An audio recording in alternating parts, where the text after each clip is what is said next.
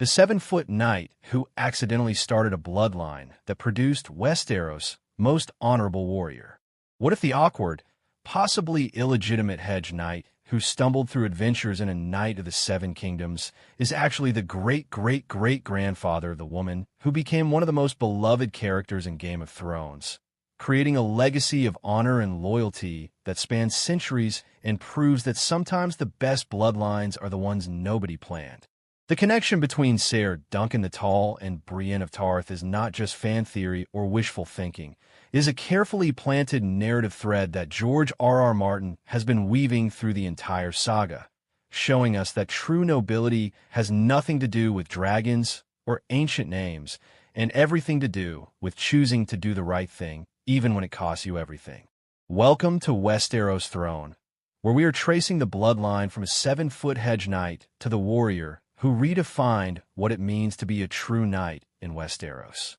If you love discovering hidden connections that make entire storylines click into place and prove that George R.R. Martin is playing four-dimensional chess with his narrative, hit that subscribe button like you are swearing an oath to protect the innocent, and smash that notification bell, because we are connecting dots that will make you want to immediately reread the entire series on this channel. And you absolutely do not want to miss what genealogical revelation is coming next. Let us start with the most obvious connection that is hiding in plain sight. Brienne of Tarth is abnormally tall, just like Duncan the Tall. We are not talking about being a few inches taller than average. We're talking about Brienne being described as taller than most men in a world where the average height is already lower than modern standards due to medieval nutrition. She towers over people, feels self-conscious about her size, and possesses a physical presence that makes her immediately identifiable in any crowd. Sound familiar? That is because Duncan the Tall was exactly the same, a man so tall that his height became part of his identity and his legend. Genetics are funny things, but height, especially extreme height, tends to run in families and can skip generations before suddenly reappearing. But the physical similarity is just the surface-level connection. The real evidence comes from George R.R. Martin himself, who has dropped hints in interviews that are about as subtle as a dragon landing on your house.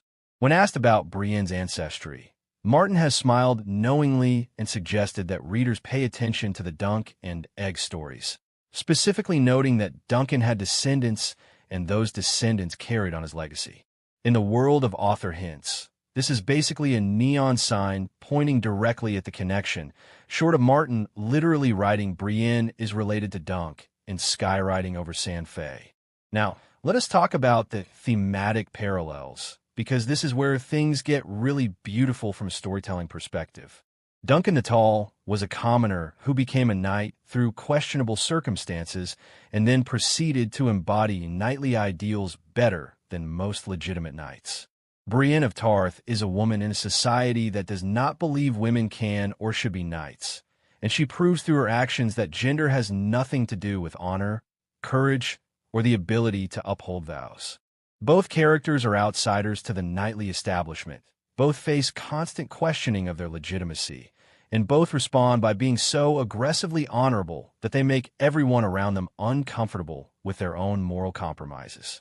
The specific values that define both characters are remarkably consistent across the centuries that separate them. Duncan is obsessed with protecting the weak, standing up for common people even when it means opposing powerful nobles, and treating his vows as sacred obligations rather than convenient suggestions. Brienne demonstrates exactly the same priorities, risking her life to keep an oath to a dead woman, protecting vulnerable people who have no claim on her service, and maintaining her integrity even when it would be easier and safer to compromise.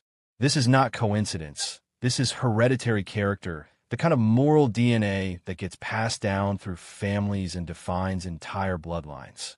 Let us examine the historical timeline, because the math actually works perfectly. Duncan the Tall lived roughly 90 years before the events of Game of Thrones.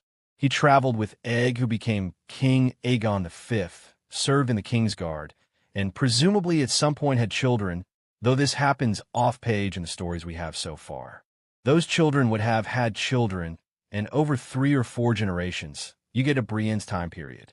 House Tarth is not one of the great houses. They are a mid-tier, noble family from an island in the Stormlands. Exactly the kind of place where a descendant of a hedge knight might end up if they married into provincial nobility. There is also compelling circumstantial evidence in Brienne's equipment and fighting style.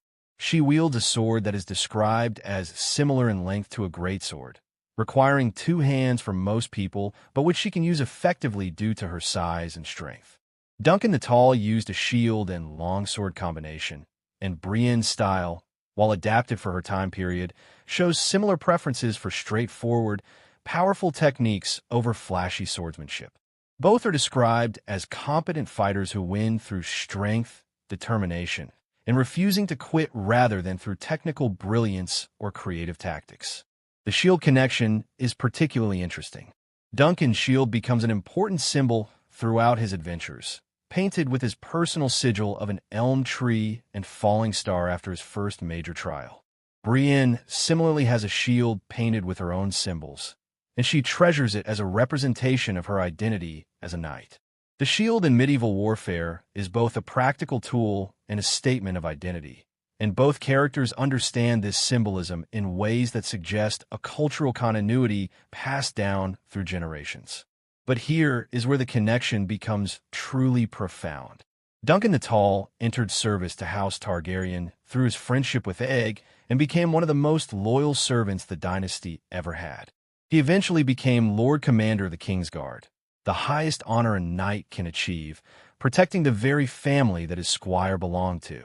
Centuries later, Brienne serves Catelyn Stark and later Sansa Stark with the exact same unwavering loyalty, protecting the daughters of Ned Stark with a devotion that mirrors Duncan's service to the Targaryens. Both characters find purpose in serving others, in being the shield that protects, and both choose service to good people over personal advancement. The tragic elements also parallel eerily. Duncan dies at Summerhall along with King Aegon V, perishing in a fire that was supposed to bring dragons back into the world. He dies in service, trying to save the king he had protected and befriended as a boy.